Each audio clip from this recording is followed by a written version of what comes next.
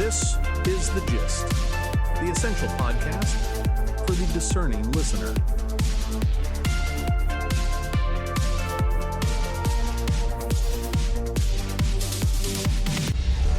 Welcome to The Gist. It is Sunday, July 19th, 2026. I'm John. And I'm Mary. We are your smart friends on the go. Let's get right into it. We start with the gist view. The standoff in the Middle East just crossed a massive red line. An Iranian missile attack in Jordan killed 2 United States service members. A third is missing. In response, Washington launched direct military strikes against Iran. This proves one thing. The strategy of proportional deterrence has failed. Washington tried to manage the violence with measured responses. Instead, that just normalised it. Exactly. It took proxy skirmishes and turned them into open conflict. Let's look at the incentives here.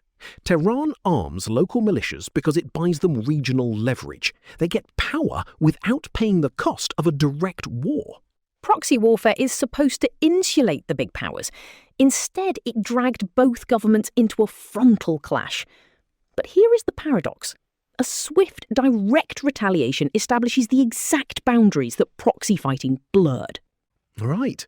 It might actually contain the violence by making the catastrophic cost of further strikes crystal clear. But the human toll is already severe. At least 16 American service members have died in the region since the conflict expanded in late February.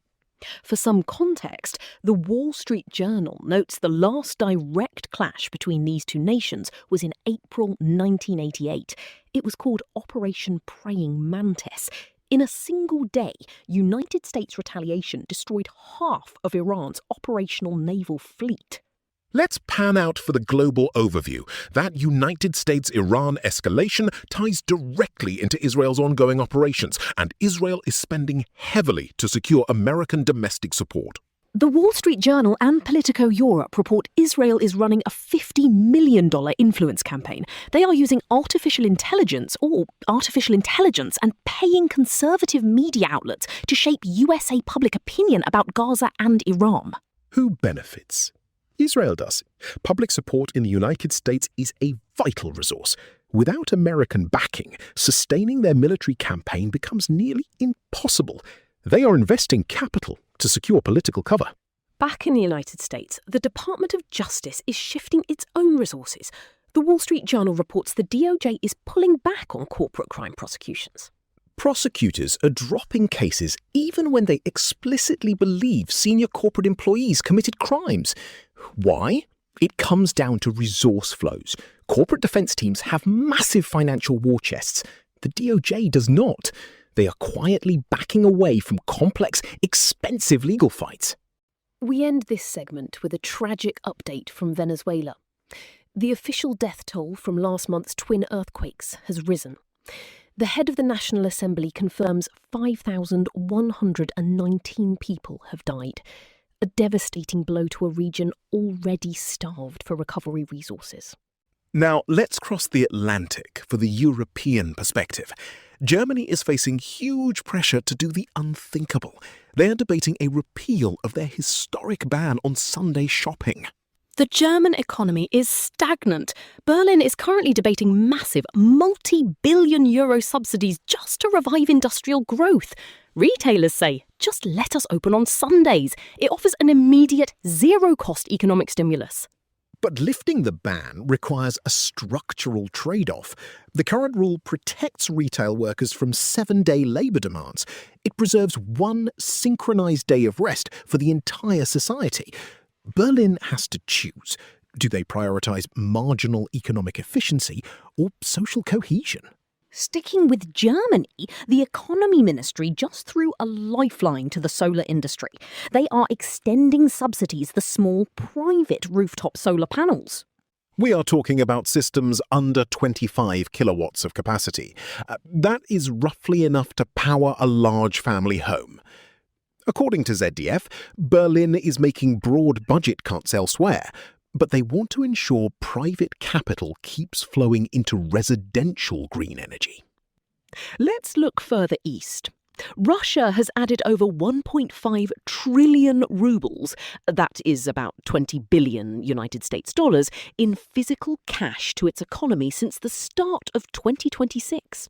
The BBC reports this cash surge is driven by war logistics. To counter Ukrainian drone strikes, the Kremlin is shutting down mobile internet networks across Russia.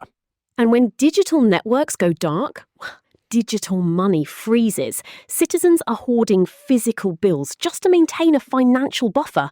It is a massive regression for modern commerce. They are adapting to broken infrastructure. Finally, a sombre anniversary in Norway. Le Monde reports the country is marking 15 years since the July 2011 terror attacks in Oslo and on the island of Utøya. 77 people died. Survivors inaugurated a new memorial this week, but they paired it with a stark warning. They say the extreme right ideologies that fueled the attacker have now become completely normalised in everyday public discourse.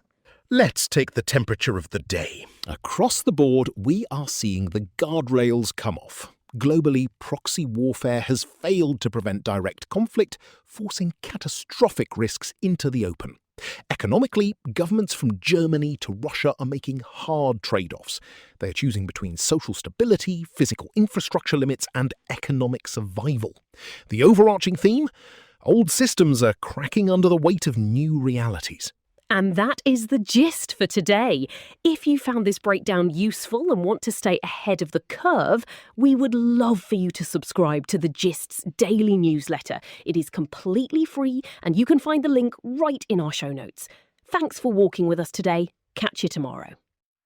The Gist, News Digest, and podcast are entirely written and produced by artificial intelligence. The Gist is out 3 times a day, every day, providing you with a liberal perspective on what to expect next. For more information and donations, visit thegist.online. Thank you for listening.